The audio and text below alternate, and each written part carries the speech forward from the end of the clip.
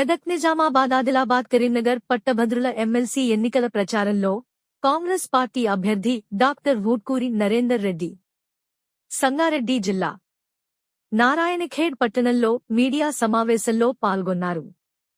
ఈ సందర్భంగా MLA doctor Sanjeeva Reddy కూడా హాజరై నరేందర్ రెడ్డికి మద్దతు తెలిపారు.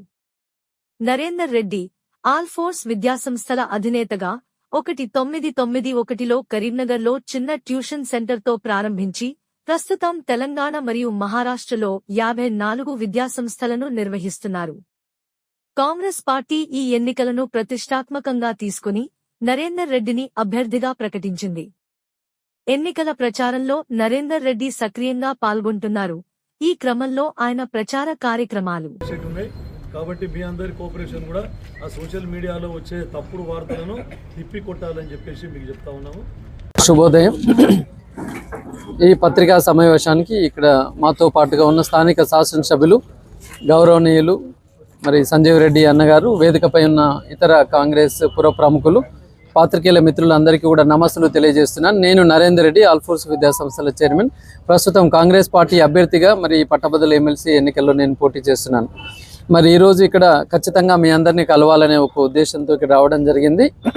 ఇప్పటికే పొద్దు నుంచి ఇప్పటి వరకు పలు రకాల పట్టభద్రులతో ఇక్కడ మరి అన్నగారు సమావేశాలు ఏర్పాటు చేసి ఉన్నారు.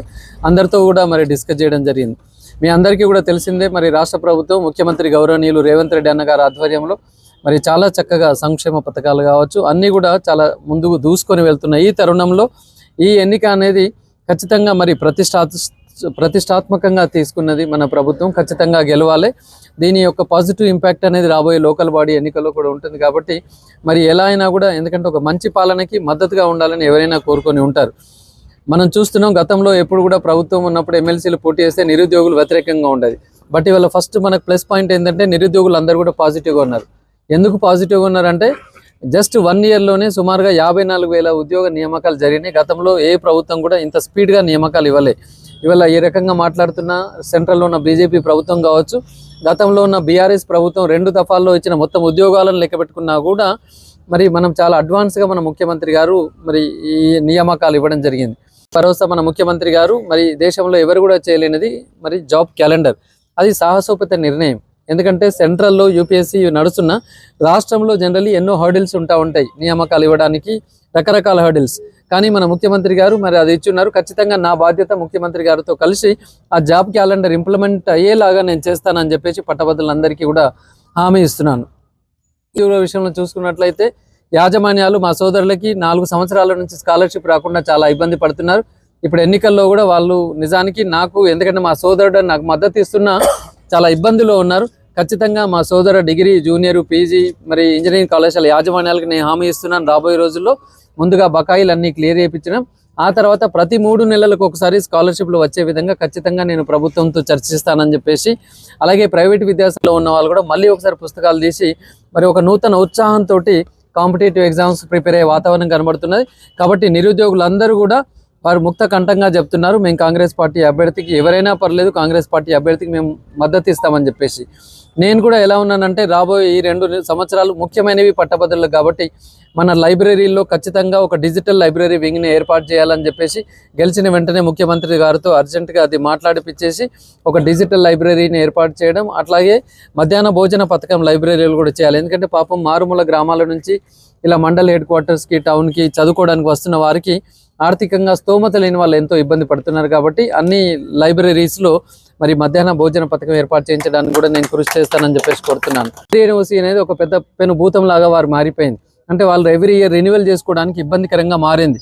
బట్ ఫైర్ డిపార్ట్మెంట్ అంటారు బిల్డింగ్ చుట్టూ 20 ఫీట్ల సెట్ బ్యాక్ ఉంటేనే మేము ఎన్ఓసి ఇస్తామంటారు. వీళ్ళు అంటారు ఎప్పుడో కట్టిన బిల్డింగ్కి ఇప్పుడు సెట్ బ్యాక్ ఎలా తెస్తామంటారు.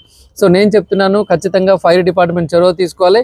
మీరు ఫైర్ ఎక్విప్మెంట్ పెట్టించండి, వాటర్ కర్టెన్స్ పెట్టించండి, స్ప్రింక్లర్స్ పెట్టించండి, పెద్ద పంపు పెట్టించండి, ఏమైనా జరిగినప్పుడు వాటర్ ఇవ్వడానికి 100 కండిషన్లు పెట్టండి. కానీ సెట్ బ్యాక్ అనేది ఇప్పుడు భూమి కొనుకొచ్చి ఎవరు ఇవ్వలేనిది. కాబట్టి ప్రైవేట్ హాస్పిటళ్ళకైనా ప్రైవేట్ విద్యాసంస్థలకైనా ఆ సెట్ బ్యాక్స్ నిబంధన తొలగించడానికి కూడా నేను చిత్తశుద్ధితో వర్క్ చేస్తానని చెప్పేసి సందర్భంగా కోరుతున్నాను.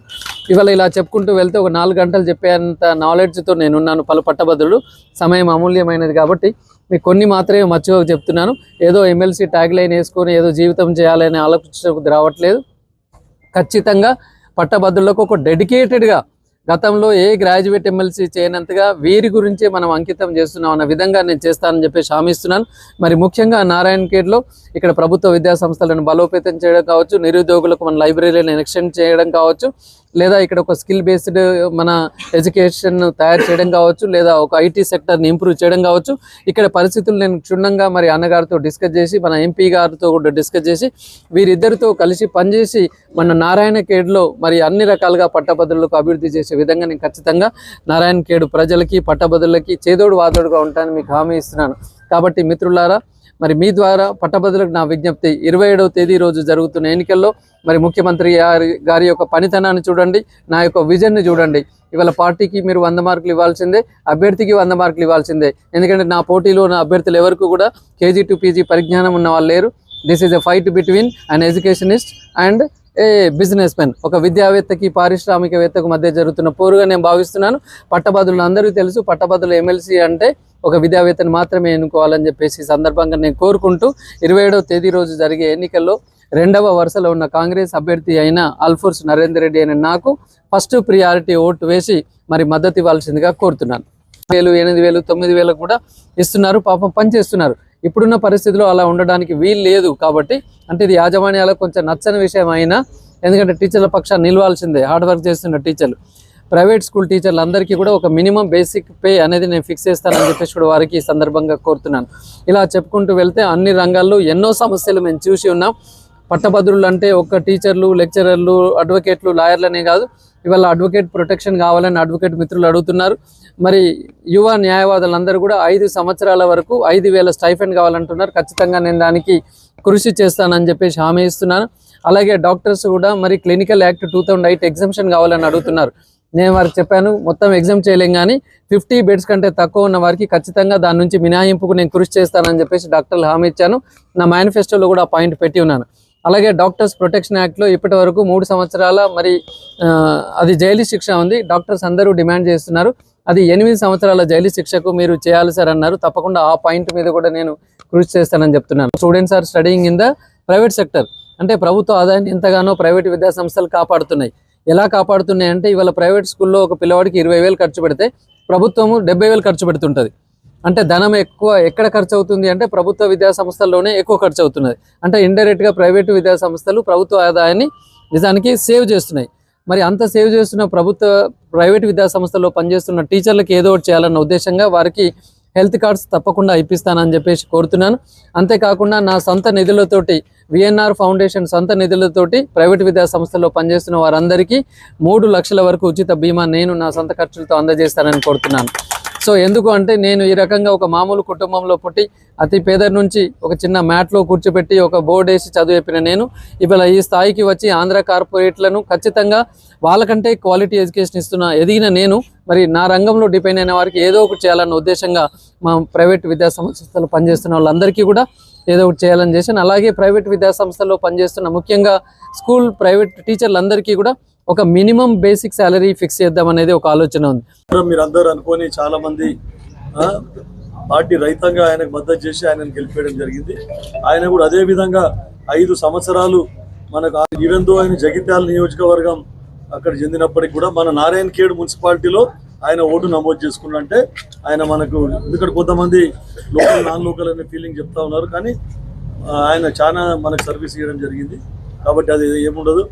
మన నరేందర్ రెడ్డి గారు కూడా ఎప్పుడు మనకు అందుబాటులో ఉండి గ్రాడ్యుయేట్ సమస్యలు కానీ, ఉద్యోగస్తుల సమస్యలు కానీ, నిరుద్యోగుల సమస్యలు, విద్యార్థుల సమస్యలు, అన్నీ విద్యాపరంగా ఏ సమస్యలు ఉన్నా కూడా ప్రభుత్వం దృష్టికి తీసుకొని పోయి ఎల్లవేళలా అందుబాటులో ఉండి మనకందరికి కూడా సమస్యలు తీర్చే విధంగా కృషి చేస్తారు.